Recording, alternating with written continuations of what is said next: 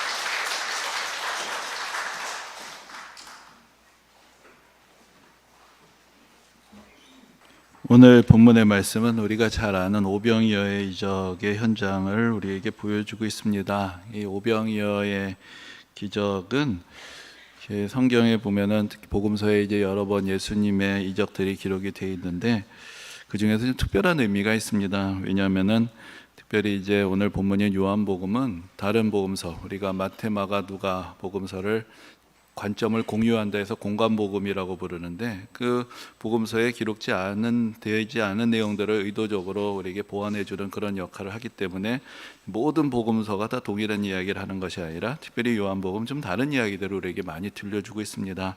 그리고 예수님의 많은 이적들이 이제 마태, 마가, 누가복음에 보면은 이제 비슷한 이적들이 계속해서 반복이 되는 걸 볼 수 있지만, 이제 요한복음만은 좀 여러 가지로 좀 특별하다라는 인상을 받는데, 예수님의 여러 이적 중에서 이 네 권의 복음서 모두에 기록되어 있는 이적은 단 하나밖에 없는데 그것이 바로 오병이어의 이적입니다. 그런 면에서 매우 좀 특별한 의미가 있다고 할 수가 있을 것입니다.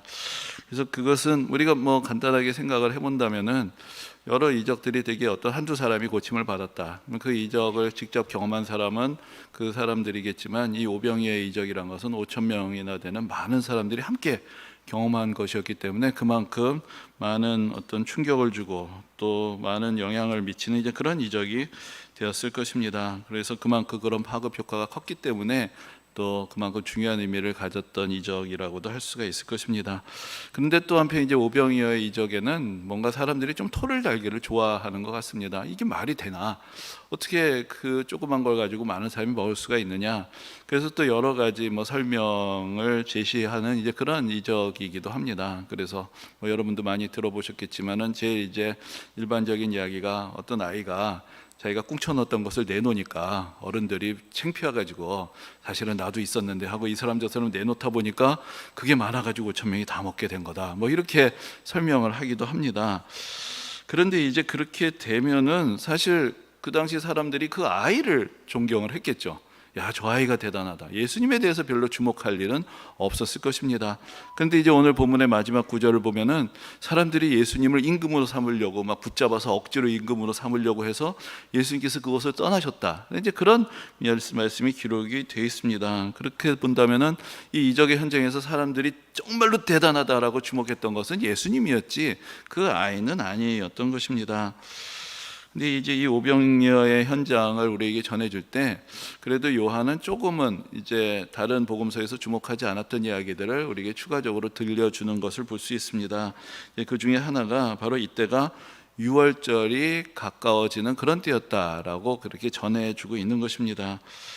근데 이제 우리가 흔히 예수님의 공생애가 몇 년이었느냐 하면 3년이라고 이야기를 합니다. 그런데 성경에 그럼 예수님은 3년 동안 사역하셨다라는 말씀이 나오느냐? 그것은 아닙니다. 그럼 우리가 어떻게 3년이라고 알 수가 있느냐? 그런데 이제 우리가 앞에서 말씀드린 대로 공관복음이라고 부르는 마태, 마가, 누가복음에 보면은 유월절에 대한 언급이 딱 한 번밖에 없는데 그것이 바로 예수님께서 십자가에 달리실 때입니다. 그런데 이제 유월절이라는 절기는 다른 이스라엘의 절기처럼 1년에 한 번 있는 절기이기 때문에 우리가 요한복음을 읽지 않고 그냥 다른 복음서만 본다면은 이 모든 일이 이제 1년 동안 이루어진 일 같은 이제 그런 인상을 받을 수가 있습니다. 그런데 이제 요한복음은 그러한 우리의 오해를 좀 보정을 해주기 위해서 유월절을 3번이나 언급을 하고 있습니다. 그러니까 유월절이 1년에 한 번 있는 절기인데 3번이 나오니까 그것을 보면서 우리가 예수님의 사역이 적어도 3년은 되었겠구나, 이제 그것을 그렇게 알 수가 있는 것입니다. 그런데 또 여기서 이제 유월절을 이야기를 할 때 그것이 주는 또 다른 의미가 있습니다. 지금 유월절이라는 것은 이스라엘 백성들이 애굽에서 벗어나게 되었던 그날을 기억하는 그런 절기가 됩니다. 이 백성들이 애굽에서부터 벗어나게 되고 자유를 얻고 구원을 받아서 이제 광야 생활하게 되는데, 그때 하나님께서 만나를 내리셔서 그 사람들이 먹게 됩니다. 그런데 이제 지금 이 시간에 이 사람들이 경험한 것은 마치 이전에 이스라엘 백성들을 하나님께서 애굽에서부터 구원하시고 광야에서 만나를 먹이셨던 것처럼 이제 또 예수님께서 이 땅에 오셔서 모든 믿는 자들을 구원하시고 그들을 먹이시는 그런 장면을 보여주시는 것이고, 그것을 통해서 구약 성경에 일어났던 하나님의 은혜의 역사가 지금 이들에게 다 또다시 이루어지고 있다라는 것을 보여주는 것입니다. 그래서 이제 14절에 보면은 이 사람들이 이렇게 얘기합니다. 그 사람들이 예수의 이 표적을 보고 말하되 이는 참으로 세상에 오실 그 선지자라 하더라. 이렇게 말하고 있습니다. 그럼 여기서 그 선지자가 누구인가? 근데 여기서 이 사람들이 그 6월절에 대해서 언급하고 있는 것과 연결해 보면은 그 선지자라고 할 때 이 사람들이 모세를 떠올렸구나라는 것을 우리가 짐작할 수 있습니다. 왜냐하면은 신명기에 보면은 모세가 이런 얘기를 합니다. 하나님께서 나와 같은 선지자를 너희에게 보내실 것이다라고 그렇게 예언하는 말씀이 있습니다. 그래서 모세의 시대에 모세를 통해서 백성들을 구원하시고 먹이셨듯이 이제 또 그들을 구원하고 먹이실 분을 하나님께서 보내실 것이다. 그런 믿음을 갖고 있었던 사람들에게 예수님께서 5천 명을 먹이신 이 사건은 그 선지자가 오셨다. 바로 모세가 우리 가운데 다시 일어났다. 이제 그러한 믿음을 갖게 하였던 것입니다. 근데 또 그 선지자의 후보가 한 명 더 있습니다. 그 사람이 누구냐 하면은 엘리사인데, 왜냐하면은 또 요한복음이 우리에게 알려주는 그 작은 그 인포메이션인데, 그게 뭐냐면은 다른 복음서에는 떡과 물고기라고만 돼 있는데 요한복음에 특별히 보리떡이란 말을 사용을 하고 있습니다. 왜 보리라는 걸 굳이 알려주느냐? 그런데 그 구약 성경의 열왕기에 보면은 엘리사 선지자가 보리떡 20개하고 채소를 가지고 100명을 먹이는 그런 이적이 기록이 되어 있습니다. 거기 이제 보리떡이라고 되어 있는데, 특별히 요한이 그때 나눴던 떡이 보리떡이다라고 얘기해 주는 것은, 또 사람들이 어떤 사람은 예수님의 이적을 보면서 모세가 나타났다 생각을 했지만 어떤 분은 엘리사가 나타났다라고도 생각을 했다는 것이죠. 그래서 이 이적의 내용들이 바로 구약 성경, 구약 시대에 일어났던 하나님의 권능의 역사가 다시 이 땅에 일어났다, 그것을 보면서 많은 사람들이 그 선지자가, 약속된 선지자가, 그 시대에 우리를 놀라게 했던 그 선지자가 다시 나타났다, 이제 그런 생각을 하게 되었던 것을 알려주고 있습니다. 그것을 보면 앞에서 말씀드린 대로 이게 도시락 나눠 먹기를 한 게 아니라 뭔가 그 사람들로 하여금 하나님의 권능의 때가 이제 다시 나타났구나, 이제 다시 시작이 되는구나 라고 그들을 흥분시킬 만한 놀라운 일이 그 당시에 일어났다, 그것을 우리에게 보여주고 있는 것입니다. 그런데 이제 그것과 함께 요한이 또한 이 오병이어의 현장을 우리에게 얘기해 주면서 조금 더 디테일한 그런 정황들을 전해주는 것을 봅니다. 특별히 이제 2명의 제자들의 이름을 거론을 하면서 그들과 예수님 사이에 있었던 그런 대화들을 우리에게 소개해 주고 있습니다. 근데 이제 먼저 이제 예수님께서 이렇게 날은 저물고 그 사람들이 밥 먹어야 될 때가 되는데 이 사람들이 대책 없이 앉아 있는 것을 보시면서 이제 제자들 중에 딱 집어서 빌립에게 이렇게 질문하십니다. 우리가 어디서 떡을 사서 이 사람들로 먹게 하겠느냐? 왜 하필이면 예수님께서 빌립에게 딱 질문을 하셨을까? 혹시 아마도 이제 이 제자들이 대부분 다 거기서 멀지 않은 그 지역, 이 갈릴리 지역의 사람들이지만 혹시 특별히 이 사람들이 모여 있었던 이 동네가 빌립의 고향은 아니었을까? 그래서 빌립이 이 동네를 잘 아니까 여기서 떡을 좀 구하려면 어디에 가면 되겠느냐? 이제 그런 차원에서 예수님께서 질문하셨다라고도 볼 수가 있을 것입니다. 근데 이제 오늘 본문에 보면 예수님께서 질문을 하신 이유가 빌립을 시험하기 위해서 하셨다라는 이제 그런 설명이 붙어 있습니다. 뭘 시험하려고 하셨는가?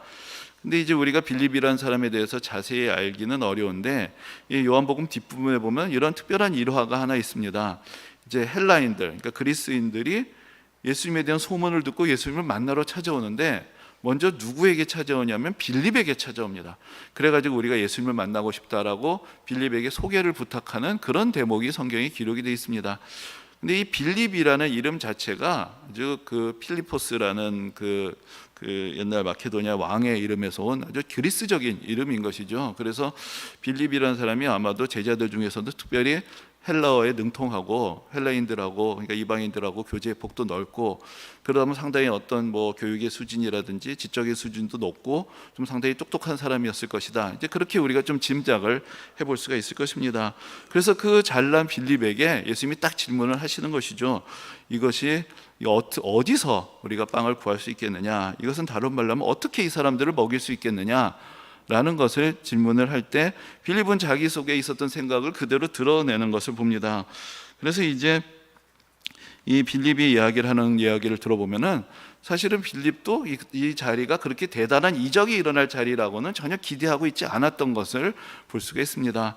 그래서 우리가 성경을 읽을 때 갖게 되는 착각 중에 하나가, 오늘날 우리야 똑똑해서 그런 기적 같은 걸 믿을 수가 없지만 그 옛날 사람들 다 멍청하고 신화와 전설의 시대 속에 사니까 다 늘 그런 줄 알고 살았던 것 같지만, 우리가 성경을 보면 그 당시 사람들도 나름 상당히 똑똑합니다. 계산적입니다. 그래서 우리가 전에도 살펴봤지만 예수님의 고향이었던 나사렛 동네 사람들도 예수님이 이적 행하신 것을 알면서도 어떻게 그런 일이 있느냐? 저 사람 마리아의 아들인데 야곱과 요한과 유다 시몬의 형제인데 그 자매들도 다 아는데 그 말이 되느냐? 그것을 그렇게 쉽게 믿지 않습니다. 그걸 거부합니다. 그리고 우리가 자주 성경에서 보는 것처럼 바리새인, 사두개인 같은 사람들은 예수님이 아무리 큰 이적을 행해도 그것을 깎아내리고 예수님을 좀처럼 믿으려 하지 않았습니다. 그것을 보면 그 당시 사람들은 나름은 생각이 있고 나름은 똑똑하고 나름 다 자기 잘난 맛에들 살고 있었던 것이죠. 그러니까 빌립도 사실 그랬습니다. 주님, 이제 주님께서 또 한 번 이적을 일으키실 때가 됐습니다. 아멘. 뭐 이런 게 아니고, 이 사람들 어떻게 먹입니까? 이 사람들 먹이려면 200데나리온은 필요한데 그런 돈이 우리에게 어디 있습니까? 상당히 계산적인 그런 사람의 모습을 우리에게 보여주고 있습니다. 이 200데나리온이라는 게 얼마나 되는 돈이냐? 우리의 성경에 보면 예수님께서 그 어떤 품꾼의 비유를 하실 때 이 사람들이 하루 일한 품삯이 한 데나리온이었다라고 말씀하시는 것이 있습니다. 그리고 그 당시 자료에서도 군인들이 하루 받는 월급이 한 데나리온이었다. 그래서 우리가 대개 한 데나리온은 일꾼의 하루치 품삯이다라고 그렇게 생각을 합니다. 그럼 그것을 오늘날로 계산하면 얼마가 되겠느냐? 여러 가지 사실은 복잡한 문제죠. 경제 체제도 다르고 여러 가지 배경이 다른데, 제가 다른 분들은 어떻게 생각하나 하고 보니까 대개 이제 나오는 숫자가 한 하루 2만 원에서 5만 원 정도. 그럼 우리가 하루 일당이라고 할 때 그 정도를 계산을 하는 것 같습니다. 자, 그러면 이제 5만 원이라고 잡고 200데나리온 하면 얼마가 될까요? 평상시엔 계산이 잘 되시는데 교회만 오면 계산이 안 되시죠. 그래서 1,000만 원이 될 것입니다. 그럼 이걸 5,000명으로 또 나누면 한 사람도 얼마가 될까요? 한 2,000원 정도가 되겠죠.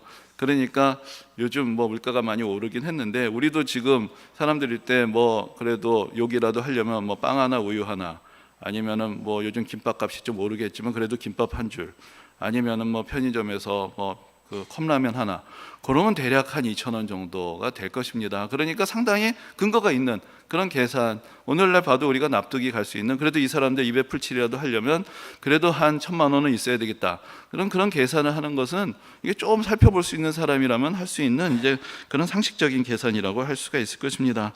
근데 사실 예수님께서 물으셨던 것은 얼마가 필요하냐는 아니었습니다. 어디에서 빵을 얻을 수 있느냐라는 그런 질문이었고, 이것은 사실 근본적으로 돈의 문제가 아니라 믿음의 문제를 질문을 하시면서 바로 빌립의 믿음에 대해서 시험을 하신 것이었습니다. 그런데 이제 빌립은 이 믿음의 문제를 돈의 문제로 바꾸어서 지금 열심히 계산을 하고 있었던 것입니다. 근데 우리도 현실 속에서 살아가기 때문에 돈의 문제로부터 자유로울 수가 없습니다. 돈을 통해서 뭔가를 해결해야 된다라는 생각을 가지는 것은 우리에게는 매우 상식적인 이야기가 될 것입니다. 그리고 때로는 그렇게 뭔가 현실적인 것을 잘 생각하고 고려할 수 있을 때 그 사람의 믿음이 더 성숙한 것이다, 그렇게 생각을 하기도 합니다. 교회에서 무슨 일을 할 때 믿음만 가지고 주여 하면 되느냐? 그래도 예산을 세워야 되고 여러 가지로 필요한 것들을 살피고 준비할 수 있어야, 그래야 좀 더 성숙한 믿음을 가진 사람이 아니냐, 그렇게 생각을 할 수도 있습니다. 그런데 근본적으로 신앙의 길이란 것은 사실은 돈의 문제를 믿음의 문제로 바꾸어 생각할 수 있을 때부터 시작이 되는 것입니다. 여러분, 빌립이 똑똑합니다. 계산을 잘 합니다. 그런데 그렇다고 해결된 것은 아무것도 없습니다. 계산의 답은 있지만 이 문제에 대한 답이 그것은 될 수가 없습니다. 예수님은 어떻게 해야 할지를 물으시는데 빌립의 답이란 것은 우리는 할 수 있는 것이 아무것도 없습니다라는 그런 답을 내놓은 것이기 뿐이기 때문입니다. 우리가 할 수 없다는 것, 이것은 불가능하다는 것, 이것을 계산해내는 것, 그렇게 이 답이 없다는 것을 계산하는 능력, 이것이 우리에게 무엇을 가져다 줄 수가 있습니까? 어떤 면에서는 이것은 나는 이렇게 잘났고 똑똑하고 이렇게 계산할 수 있다라고 얘기하는 것이지만, 그것은 우리가 가진 문제를 점점 더 크게 보게 하면서 우리가 얼마나 무능한 존재인가라는 것을 드러내는 그런 과정이 될 수밖에 없는 것입니다. 그래서 우리가 어떻게 생각하면은 내가 생각하는 이 계산, 그것을 통해서 우리는 오늘날 너무 똑똑해져 버렸기 때문에 문제들은 점점 크게 생각이 됩니다. 이 사회도 문제가 있고 우리 집안에도 문제가 있고 교회에도 문제가 있고 사방에 있는 문제는 우리 똑똑한 눈에는 너무나 잘 보입니다. 그럼 어떻게 할까요? 문제가 저렇게 대단한데, 그렇게 큰데, 그럼 어떻게 하자는 말입니까? 결국 우리 마음속에는 안 된다, 할 수 없다라는 생각에 대한 어떤 핑계와 변명만이 그 우리의 똑똑함 때문에 생기게 되는 것입니다. 근데 여기 또 다른 제자가 있습니다. 이 사람이 바로 안드레인데 베드로의 형제라고 소개가 되어 있습니다. 근데 이 사람의 모습은 또 좀 다릅니다. 이 사람은 빌립과는 정반대 유형에 있는 사람인 것 같습니다. 그래서 안드레는 계산은 잘 안 되는데 먹을 게 필요해? 그럼 그게 어디 있지? 그리고 막 또 돌아다니는 것이죠. 이게 지금 사실 계산을 해보면 말도 안 되는 일인데, 그래서 하나를 찾아냈다고 데려온 것이 어떤 애가 보리떡 5개, 물고기 2마리 갖고 온 것도 찾아서 이걸 또 찾았다고 데리고 옵니다. 뭐 어쩌자는 거죠? 여러분, 빌립 같다면은 봐도 관심도 없었을 것입니다. 그야말로 이걸 누구 코에 묻히라고. 우리는 아무것도 가진 게 없어. 우리는 아무것도 할 게 없어. 그렇게 답을 내렸겠는데, 안드레는 이거라도 가져온 거죠. 얘라도 뭘 갖고 있습니다. 근데 갖고 와서 봐도 자기가 보니까 좀 한심해요. 그래서 이걸 가지고 몇 사람이나 먹을지 모르겠습니다, 이런 얘기를 덧붙입니다. 그럼 왜 데리고 왔을까요? 저는 그런 생각을 해봅니다. 이 사람 어쨌든 다급한 순간에 그래도 어디 먹을 게 있나 하고 뛰어다니는 사람이었던 것이죠. 그리고 이 애라도 데려온 것은 그래도 예수님이라도 좀 드시라고 데려오진 않았을까, 뭐 그런 생각을 해보는데, 뭐 없는 것보다는 낫죠, 그렇죠? 그런데 이제 이 보리떡 5개, 물고기 2마리가 얼마나 되냐, 뭐 이것도 우리가 그 당시 사람들이 얼마나 먹었는지 알 수는 없는데, 대략 한 보리떡 한 3개면은 한 끼가 된다, 뭐 그런 이야기도 이제 찾아보게 되었습니다. 그러니까 혼자서 먹기엔 좀 넉넉하고 한 2사람 정도 먹을 수 있는 그런 양이었다고도 할 수가 있겠죠. 그러면 다른 이야기는 성경에 없으니까 우리가 좀 상상을 해볼 수밖에 없는데, 그 어머니가 그래도 애가 어디 간다니까 먹을 걸 챙겨주시는데, 너 혼자 먹지 말고 그래도 누구하고 같이 먹을 수 있는 정도의 양은 챙겨주었다, 우리가 그렇게 생각을 해볼 수가 있을 것입니다. 그래서 이 어머니의 넉넉한 마음, 또 자기가 가진 것을 어른이 내놓으라고 한다고 그걸 또 순진하게 내놓는 이 아이, 그렇죠? 그리고 그래도 예수님이 이 먹을 거를 찾는 것 같으니까 어디선지 이 하나라도 가져오려고 부지런하게 뛰어다녔던 그 안드레, 이런 작은 정성들이 모여졌는데, 이것이 예수님의 손에 들렸더니 엄청난 일이 일어나게 된 것입니다. 여러분, 예수님이 전능하신 분이십니다. 예수님이 이적을 일으키시고 작정하셨다면 뭐가 필요하시겠습니까? 아니, 보리떡 5개를 갖고 5천 명이 먹나, 아무것도 없는 데서 빵을 만드나, 사실은 우리가 보기에는 별 차이가 없을 것입니다. 사탄이 예수님을 시험하실 때 이런 얘기도 했습니다. 여러분 잘 아시겠지만, 이 돌들을 가지고 떡을 만들어라, 당신 그거 할 수 있지 않냐. 그러니까 사실 예수님이 여기 있는 돌들을 하나씩 다 들어라, 하나 둘 셋, 자 이제 빵이다, 뭐 이렇게 하실 수도 있었겠죠. 그런데 왜 이 아이의 보리떡과 물고기를 사용을 하셨는가, 그것을 우리가 좀 생각해 볼 수 있을 것입니다. 여러분, 하나님의 역사에 하나님은 전지전능하신 분이시지만, 그러나 우리의 작은 믿음의 고백, 작은 정성, 작은 수고, 그 하나하나를 소중하게 여기시면서 그것을 통해서 하나님께서 역사하신다는 것을 우리는 말씀 가운데서 다시 한번 깨닫게 되는 것입니다. 우리는 별로 능력이 없습니다. 우리가 가진 것도 별로 없고 할 수 있는 것도 별로 없습니다. 우리의 사랑도 아주 작고 우리의 정성과 헌신도 아주 작은 것입니다. 그러나 그 작은 정성과 헌신이라도 있는 사람과 그마저도 없는 인색한 사람은 전혀 다른 인생을 사는 것입니다. 뭔가 작은 온기가 있는 곳에, 작은 소망과 나눔이 있는 곳에서 하나님께서는 그 작은 것을 가지고 역사하시고 놀라운 것들을 만들어내신다는 것을 우리가 기억해야 합니다. 우리가 앞에서도 말씀드렸지만, 이 세상의 문제 생각하면 생각할수록 거대합니다. 나라는 개인은 너무나 사소하고 연약한 존재입니다. 너무나 무능합니다. 얼마나 힘든지를 먼저 생각하고 얼마나 불가능한지를 먼저 생각하다 보면은 나라는 존재가 얼마나 소중한 존재인지, 내 주위에 있는 사람들이 얼마나 가치가 있는 사람들인지, 내가 할 수 있는 일들이 얼마나 귀한 것인지 다 잊어버리게 됩니다. 그저 나는 아무것도 할 수 있는 일이 없고 이 세상은 다 답답하고 절망스럽다는 그런 생각 속에 점점 빠져 들어갈 뿐입니다. 이렇게 나를 점점 사소한 존재로 만들고, 내가 할 수 있는 일들, 내가 가지고 있는 일들을 한착해 만들고, 삶의 의욕을 점점 잃어버리면서 우리는 불신앙의 길로 나아가게 되는 것입니다. 그러나 믿음의 세계는 우리에게 다른 길을 보여줍니다. 앞에서 보여준 것처럼 오늘 본문에서 사람들은 예수님의 이적을 보면서 모세 시대를 떠올렸습니다. 여러분들, 모세 시대는 어땠습니까? 그야말로 절망의 한가운데 있었습니다. 400년이나 노예 생활을 했고, 과연 여기서 이 어마어마한 이 애굽이라는 거대한 문명의 소나기에서 자기네들이 벗어날 수 있을지, 그것은 꿈도 꿀 수 없는 일이었습니다. 게다가 아예 애굽 사람들이 이제 작정을 하고 이스라엘 백성들의 씨를 말리려고 남자아이들은 태어나는 족족 죽여버리라 라는 그런 명령까지 내리게 됩니다. 그런데 어느 집안에 아이가 태어난 거죠. 이 부모 참으로 연약한 사람들입니다. 뭐 애굽에 저항한다, 꿈도 못 꾸는 일이죠. 그렇다고 이 사랑하는 아이를 죽여버린다, 이것도 감당할 수가 없는 일입니다. 고민 끝에 이게 몸부림으로 나온 것이 이게 살리는 길인지 죽이는 길인지 갈대 상자에 애를 넣어서 떠내 보내는 것이죠. 그래도 그것이 그들로서는 할 수 있는 최선의 일이었습니다. 그런데 그 작은 그 부모의 아이에 대한 그 간절한 마음과 몸부림, 저항할 수 없지만 포기할 수도 없었던 그 작은 틈새에서의 그 강물을 흘러가는 이 한 아이를 통해서 하나님께서는 놀라운 구원의 역사를 일으키셨던 것, 그것이 바로 이 이야기를 이 현장에 있었던 사람들이 떠올렸던 모세의 시대의 이야기였던 것입니다. 그리고 여러분들은 이제 모세가 그 하나님의 부르심을 나중에 받게 되죠. 그때 그가 지팡이를 가지고 있습니다. 이 지팡이는 그가 인생에 대해서는 아무런 소망도 없고 그냥 광야 생활할 때 양을 치면서 쓰던 그런 지팡이였습니다. 그런데 모세가 하나님의 손에 붙들리게 되었을 때, 하나님의 손에 붙들린 모세의 손에 이 지팡이가 붙들리게 되었을 때, 이 지팡이가 홍해를 가르고 이 지팡이가 반석에서 물이 나오게 합니다. 이 지팡이 똑같은 지팡이입니다.